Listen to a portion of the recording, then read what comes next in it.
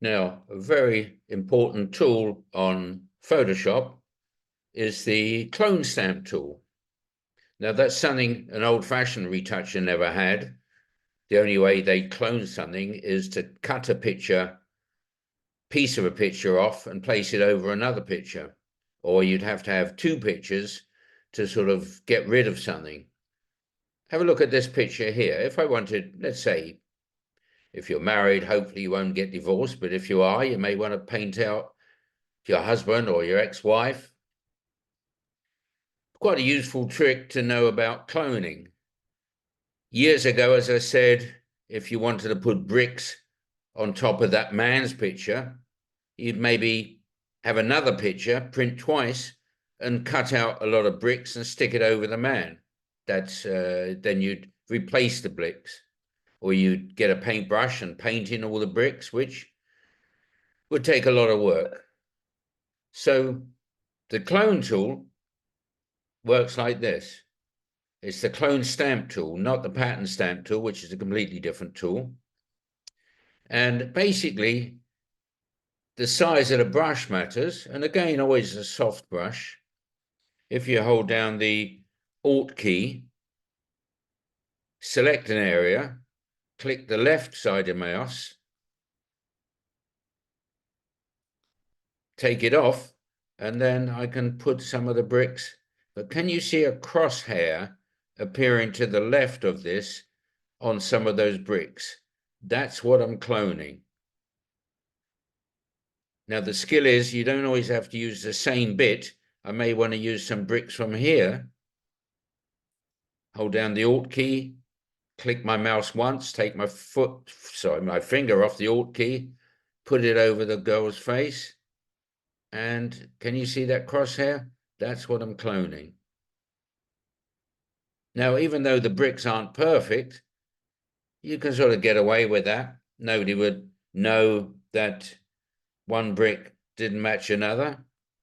You can always soften it off, but it would take a little bit of work to get rid of either the male or the female on this picture thoroughly, okay? You may want to vary the size of the clone, but the only trouble is with that, hold down the Alt key, click once. You're going to go too much into the man. You might start blending bricks on him. If you go File, Revert, you can revert all the way back to where you started.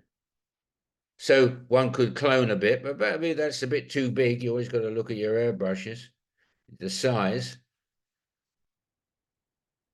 Maybe that's about right. We don't want it too small. Hold down the Alt key, click, take it off, and you'll notice the distance from the Alt key to the crosshair is the distance from where I took it without holding down my left side of the mouse. So there's the X. I could go into here. I could also use other skills we've learned by selecting certain areas. Let's say we don't want it to go over her, and maybe I might just cut off her hand like that when it's going to be very difficult to separate the two hands. So if I select her, just very roughly, and if I do select inverse, it will mask off an area. See, now we're using some of the other things we've learned. Click, but you've got to keep that cross away from, see, we're going right to the edge now, and it doesn't interfere with the bride. Doesn't interfere with the bride's dress, and it's, see, it's masked off.